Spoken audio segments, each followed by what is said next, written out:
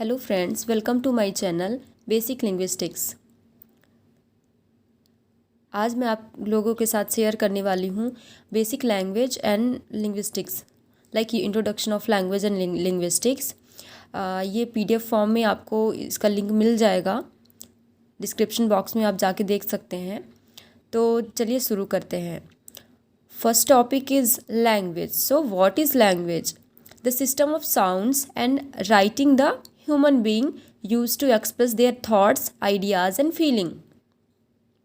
एक तरह से हम लैंग्वेज को कैसे देख सकते हैं कि ये साउंड का सिस्टम होता है जिसके थ्रू हम, या तो राइटिंग का साउंड और राइटिंग का सिस्टम होता है जिसमें हम जो ह्यूमन बीइंग्स होते हैं वो अपने थॉट्स, अपने आइडियाज़ और फीलिंग को एक्सप्रेस कर पाते हैं।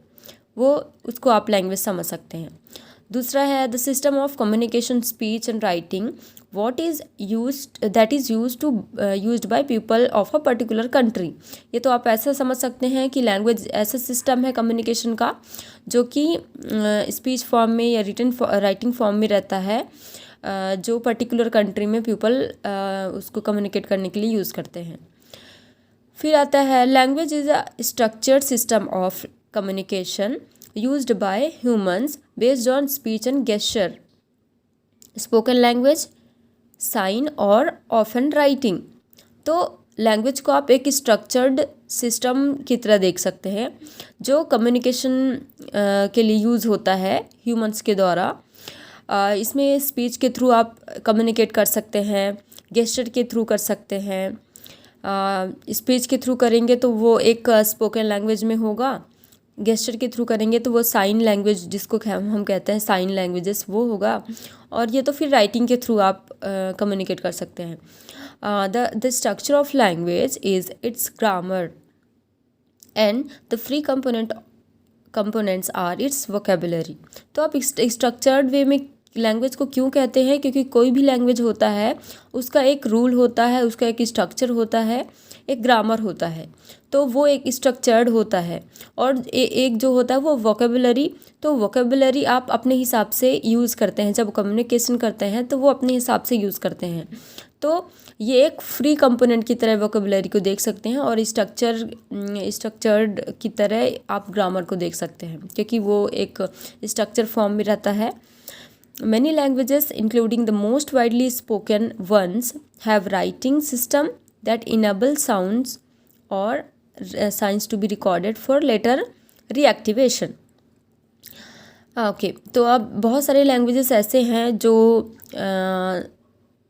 स्पोकन के थ्रू किए जाते हैं, मतलब बोल के बताए जाते हैं।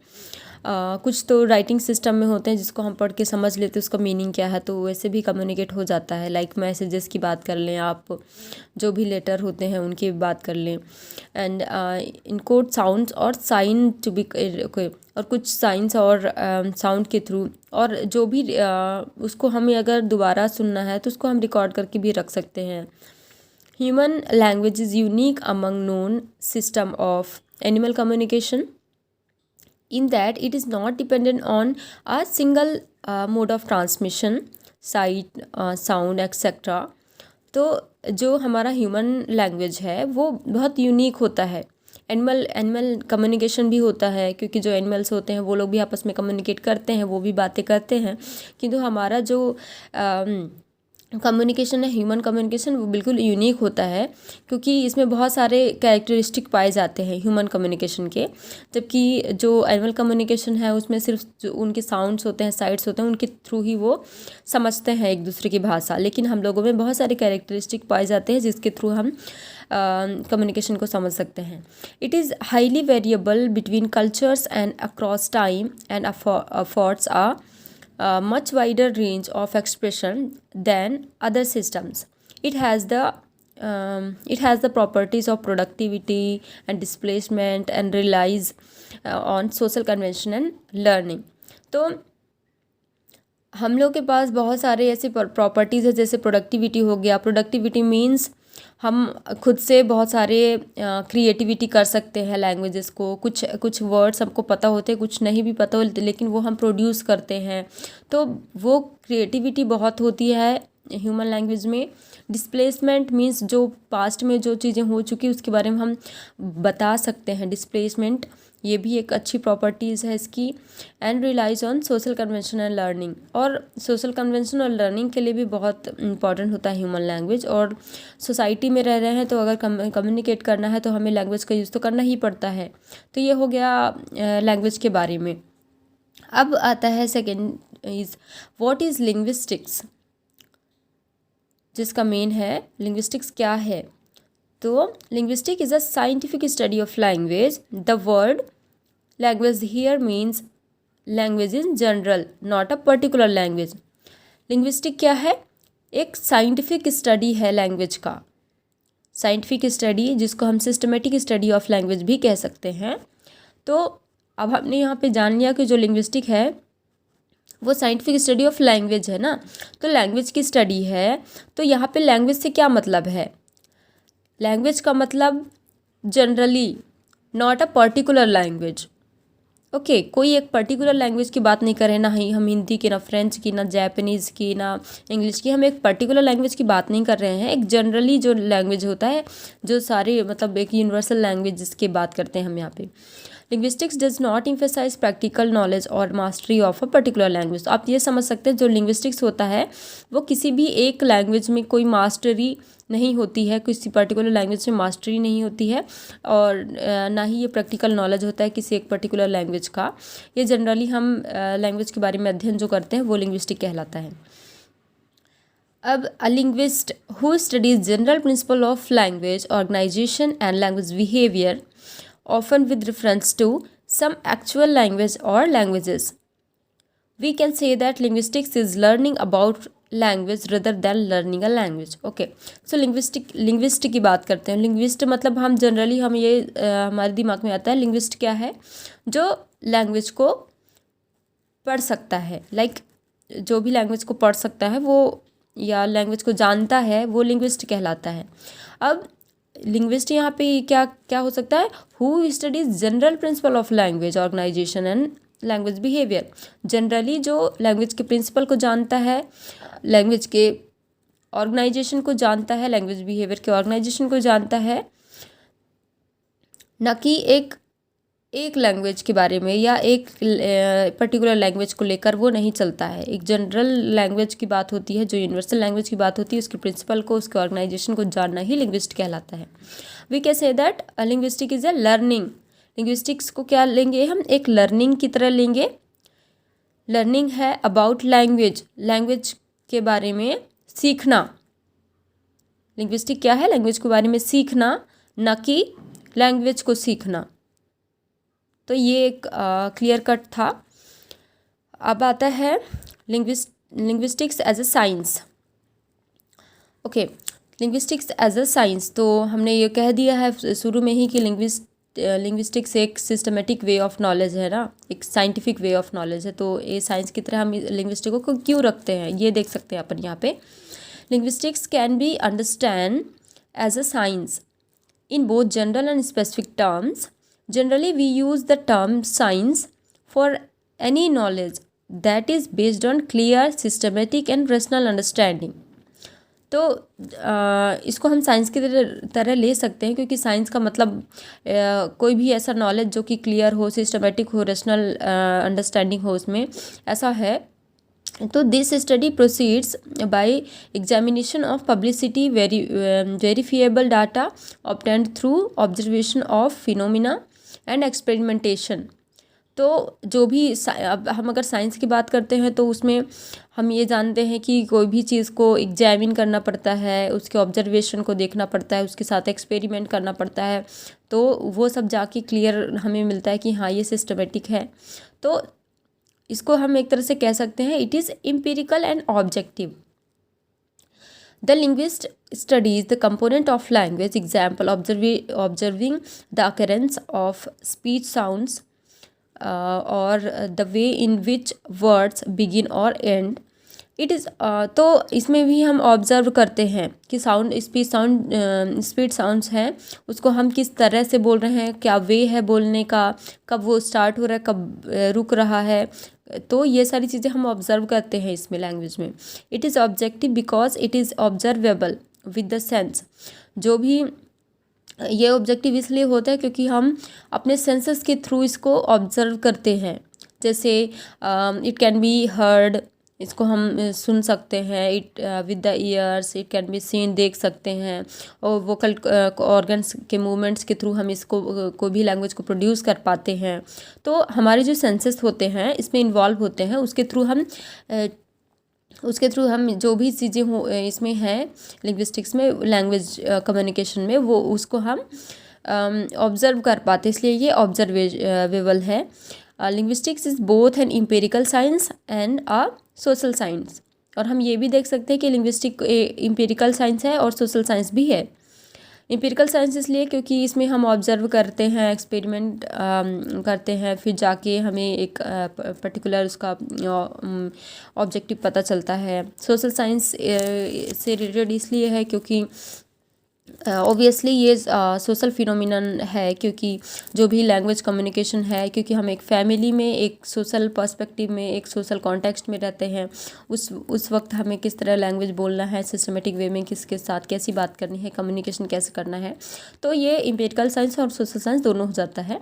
In fact it is a human discipline since it is concern with human language, और so it is a part of study of humanities as well. तो अब इन ये ह्यूमन डिसिप्लिन में भी इसको देखा जा रहा है, क्योंकि ये ह्यूमन लैंग्वेज है, ह्यूमंस के बीच में कम्युनिकेशन होता है, तो ये एक तरह से ह्यूमैनिटीज़ का भी पार्ट हो जाता है, स्टडी ऑफ ह्यूमैनिटीज़ का भी पार्ट हो जाता है। So we can say that linguistic is a central to all areas of language. तो हमने देखा कि ये सोशल साइंस का भी पार्ट है, ये एम्पिरिकल साइंस का, ह्यूमैनिटीज़ का, साइंस का, तो सारे इसमें जो एरियाज़ हैं नॉलेज की वो सारे इन्वॉल्व होते हैं। तो इसको हम लिंग्विस्टिक को एक सेंट्रल मान सकते हैं कि इसमें सारे एरियाज इन्वॉल्व होते हैं। तो ये हो गया कि इसको हम साइंस की तरह कैसे देखते हैं। अब नेक्स्ट है scope of linguistics. Okay, scope of linguistics. Linguistics involve a vast, complex and systematic study. तो आप जानते ही हैं, जैसे हम लिंग्विस्टिक के बारे में पढ़ा, एक बहुत इसका ये एक ही जगह पे नहीं है, बल्कि वास्ट है, बहुत कॉम्प्लेक्स है, सिस्टमेटिक स्टडी है। So with different core area such as, इसमें बहुत सारे डिफरेंट कोर एरियाज है, जैसे phonology, phonetics, morphology, syntax and semantics. It is also intertwined with other disciplines also, like some fields are there like social linguistics, psycholinguistics, etc. Linguistics, unlike past ages, it is being recognized as an independent disciplines of study, thus paving the way to a lot developments and research.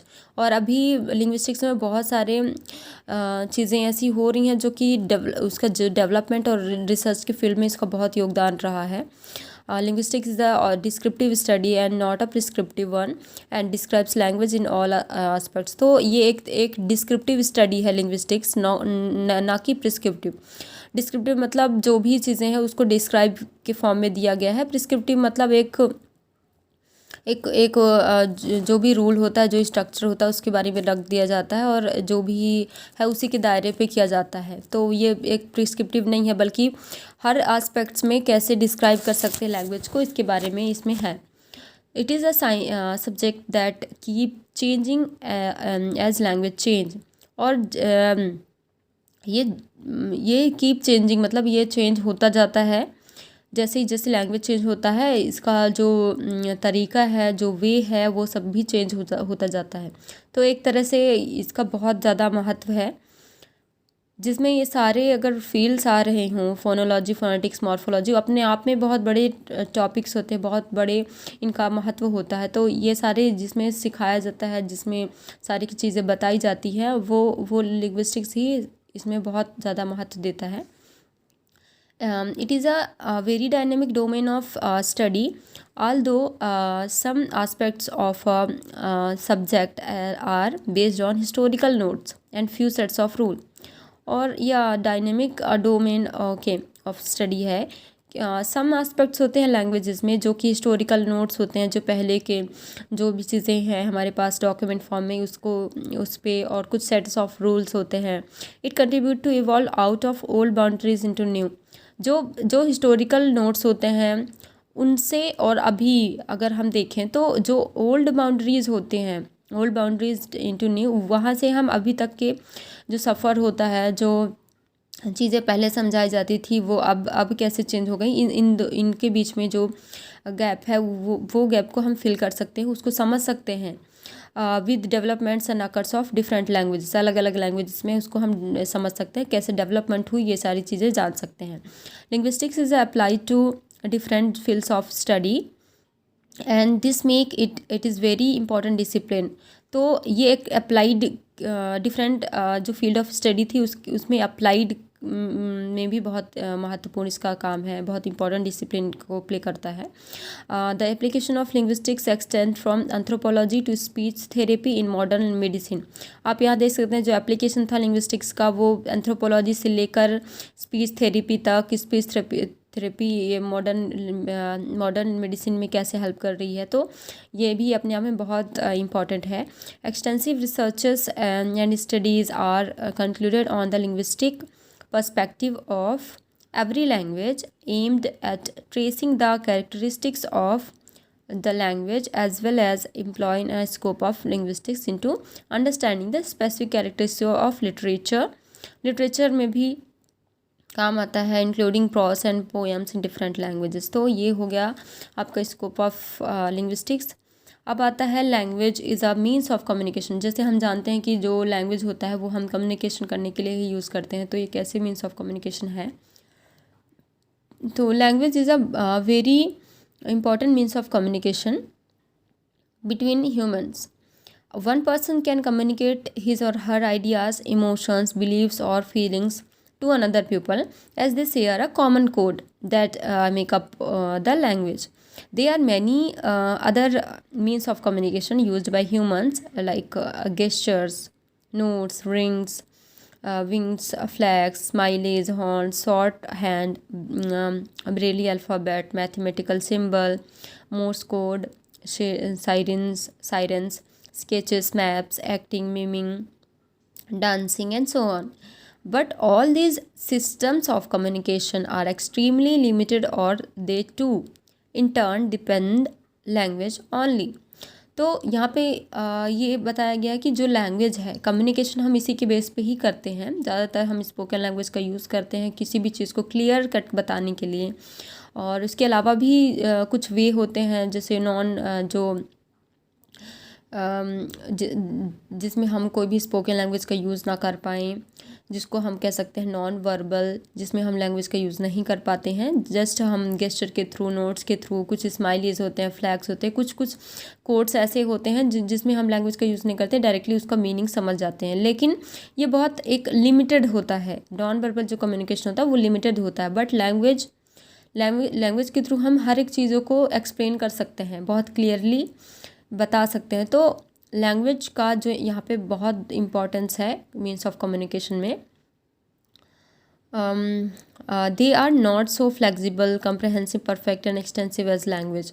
ये जो non verbal communication है, gesture, posture, ये सब, तो ये सब ज़्यादा flexible नहीं होते हैं, कम्प्रहेंसिव नहीं होते हैं, ना ही परफेक्ट होते हैं जैसे कि लैंग्वेज होता है। लैंग्वेज में परफेक्शन इतना होता है, आप जो भी कहोगे सामने वाला उसको समझ सकता है।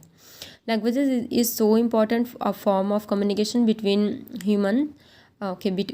Humans that it is difficult to think of society without language.